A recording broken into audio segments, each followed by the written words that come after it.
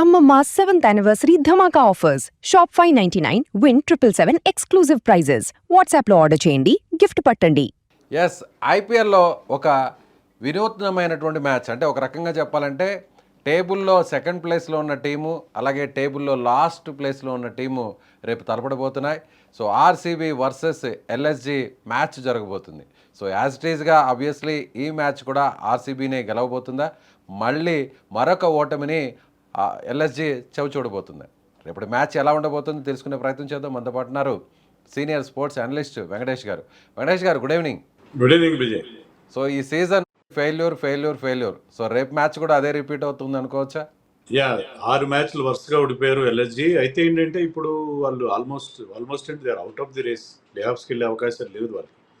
ఇలాంటప్పుడు ఏంటంటే they spoil the party of others.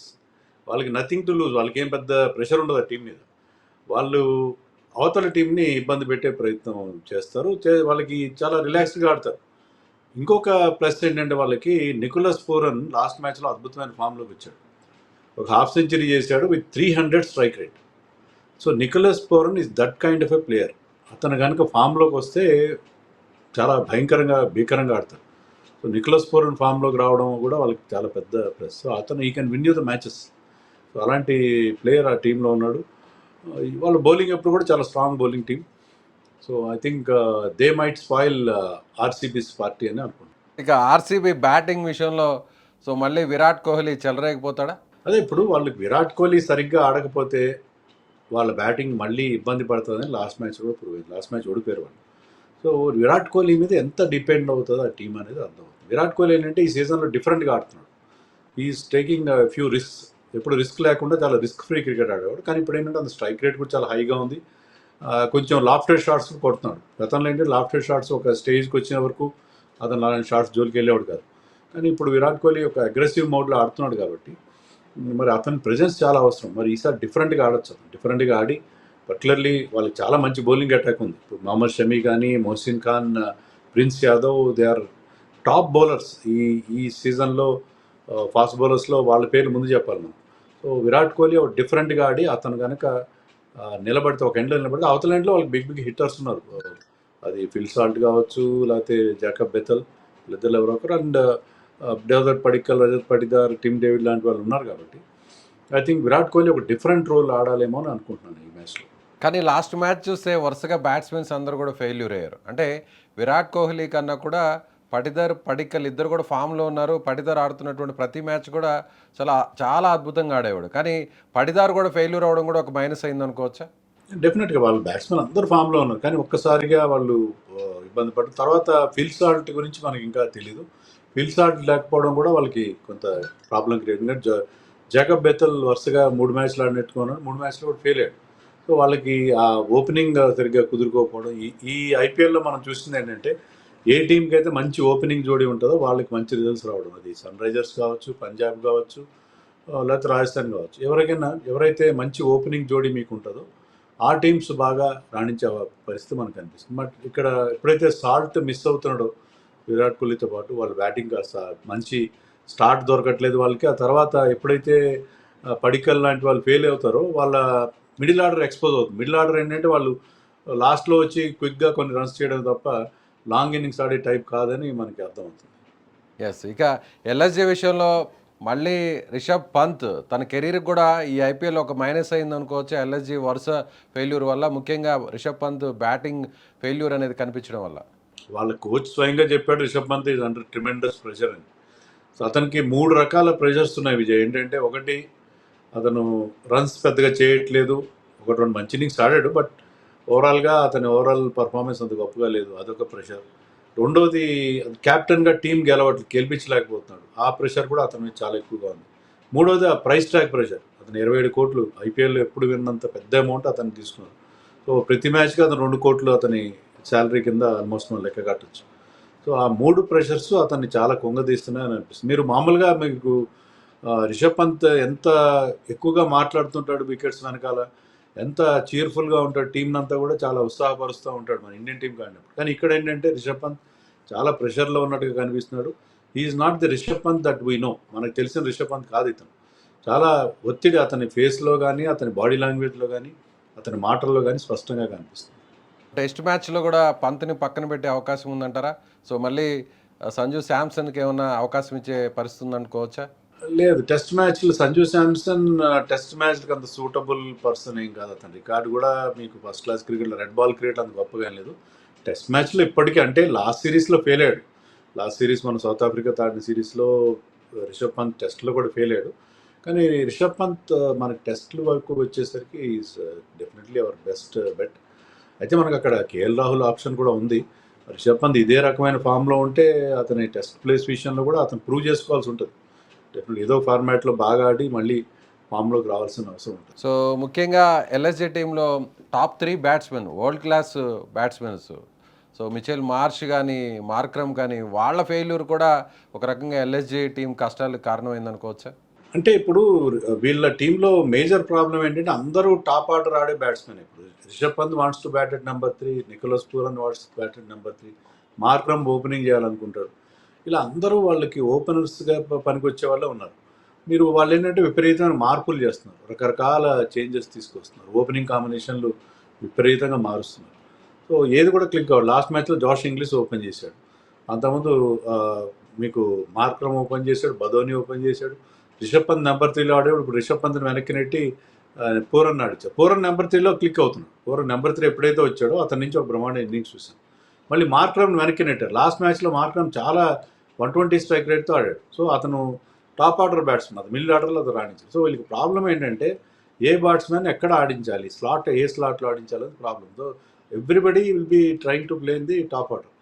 So ఎవరిని ఎక్కడ ఆడించాలో అర్థం కాక రకరకాల ప్రయోగాలు చేసి వాళ్ళు ఏది క్లిక్ అని ఒక విచిత్రమైన దారుణమైన పరిస్థితిలో ఉన్నారు. అందుకే వరుసగా వాళ్ళకి 6 ఓటములు వచ్చినాయి. సో రేపు జరగబోయే మ్యాచ్ పిచ్ స్వభావం ఎలా ఉండబోతుంది? టాస్ ఏమైనా కీలకంగా మారేటువంటి అవకాశం ఉందంటారు? టాస్ డెఫినెట్గా కీలకంగానే కనిపిస్తుంది మనకి. కానీ ఏంటంటే ఈ సెకండ్ హాఫ్లో ఏ వెన్యూ అయినా సరే పిచెస్ స్లో డౌన్ అవ్వడం, తర్వాత ఎండ కారణంగా డ్రైగా మారడం వల్ల మనకి పెద్ద స్కోర్లు ఎక్కువగా రావట్లేదు. అంటే కొన్ని చోట్ల వస్తున్నాయి కానీ చాలా వరకు కొంచెం బౌలర్స్కి హెల్ప్గా అనిపిస్తుంది.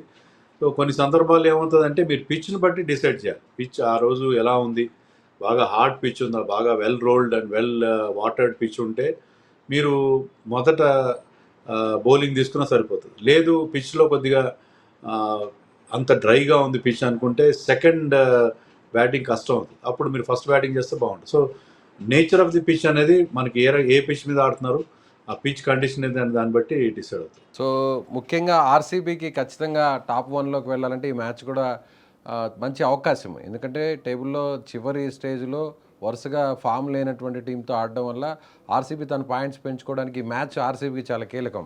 సో మీరు అన్నట్టుగా ఎల్ఎస్జీ ఎలాగో ఈ మ్యాచ్ గెలిచినా ఒకటే, ఓడినా ఒకటి కాబట్టి చాలా అసలు ప్రెషర్ లేకుండా చాలా ఫ్రీగా ఆడతారు కాబట్టి సో ఏదైనా జరగచ్చు. ఒకవేళ ఆర్సీబీని కూడా ఓడించే అవకాశాలు కూడా ఉండొచ్చు అంటారు, అంతేనా? డెఫినెట్గా. ఎందుకంటే నికోలస్ పూర్లన్ లాంటి ప్లేయర్లు లాస్ట్ మ్యాచ్లో మార్క్స్ కూడా మంచి ఇన్నింగ్స్ ఆడాడు.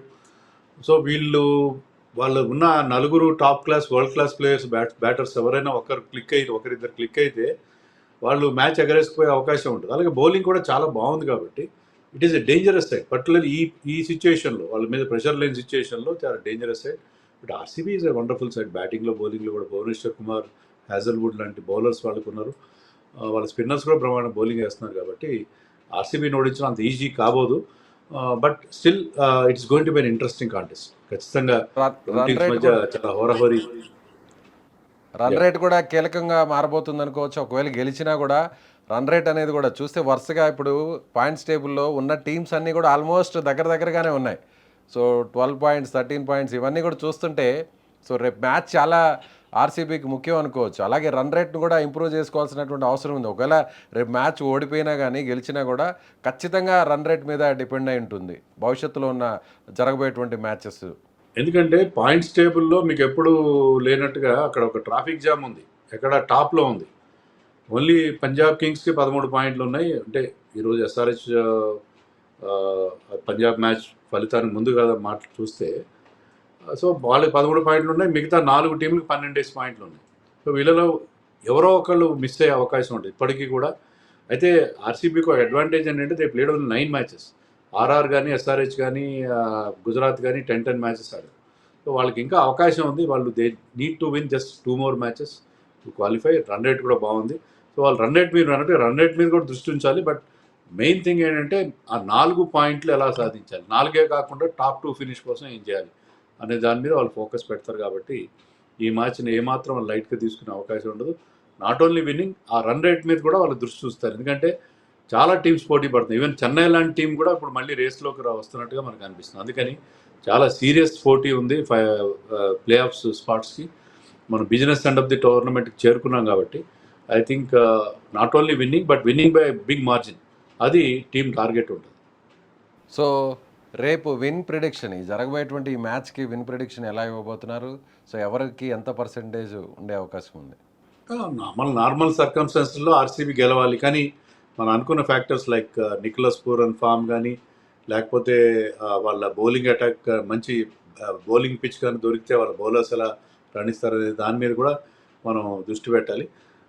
I think RCB will definitely start as favourites. They will have 55% winning chances అని అనుకుంటున్నాను. సో ఆర్సీబీలో ఎవరు స్టార్ ప్లేయర్ అయ్యే అవకాశం ఉంది? సో అలాగే ఎల్ఎస్జీలో కూడా ఎవరు మ్యాచ్ విన్నర్ అయ్యే అవకాశం ఉంది? విరాట్ కోహ్లీ డెఫినెట్గా మనం ఇందాక అనుకున్నట్టుగా ఒక కన్సిస్టెంట్ రోల్లో, ఒక యాంకర్ రోల్లో ఆడతాడు ఈ మ్యాచ్లో. ఎందుకంటే లాస్ట్ మ్యాచ్లో అది మిస్ అయ్యారు వాళ్ళు. విరాట్ కోహ్లీ అవుట్ అయితే మిగతా బ్యాటింగ్ అంతా కూడా వాళ్ళు చాలా ప్రాబ్లంలో వచ్చేట్టుగా ఉన్నారు. So Virat Kohli is going to be the star here there.